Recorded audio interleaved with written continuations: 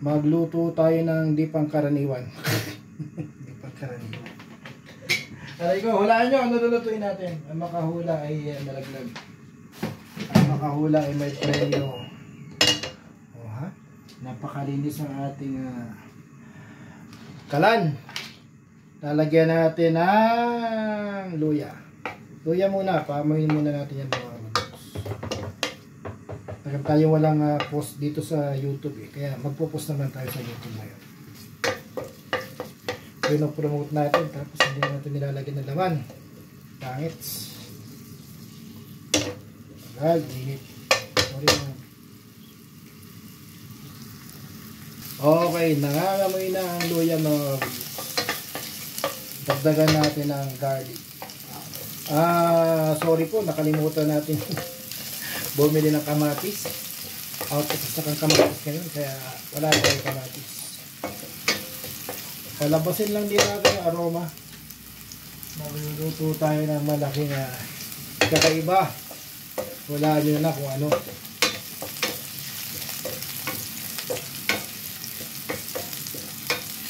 At syempre, hindi natin sasabawan to kasi kusang magsasabaw yan eh.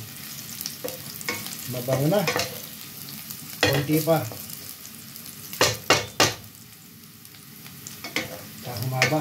Humaba. Kaya mukhang ayos na to. Positive yata ako. Wala ko pang amoy. Lagyan natin ng maraming sibuyas.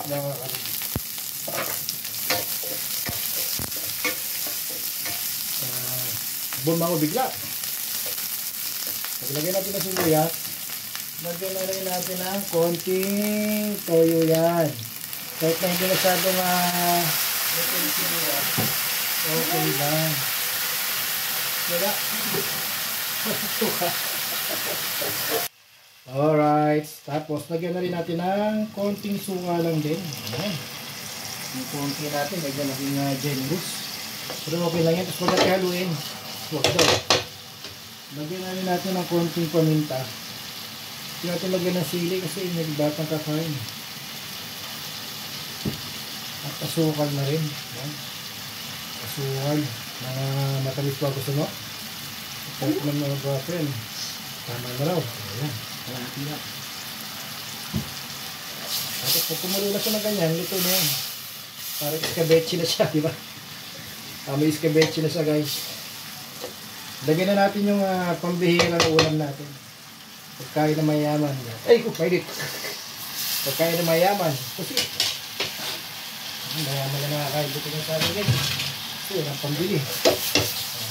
Sandali lang yan. Mga less than 5 minutes natin lulutuin yan. Luto na yan.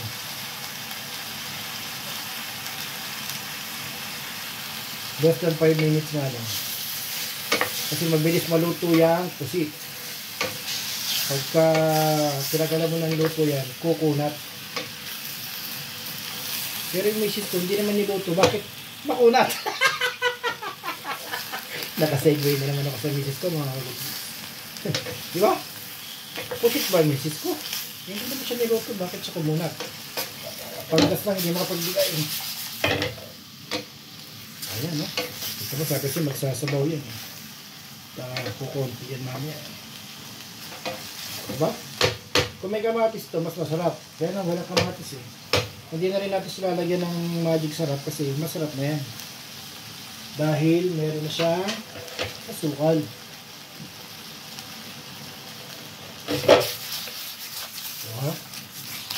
Magkakalat pa. Diba? Magdudumi pa tayo. Kaya, haluin na lang. At lagyan na rin natin ng mga pangit na frozen na ceiling green. Kasi matagal na siya sa rep. Sayang naman pag tinapon lang. So ayan, medyo luto na to mga kagudloks. Dahil kukunat pagka sinobrahan natin. Pero konti pa. Para mas makunat, mas matagal maubos. Diba? Para misis ko. Mahaba siguro buhay dito kasi makunat. Kalasa nito. Tignan natin. Mga kagudloks.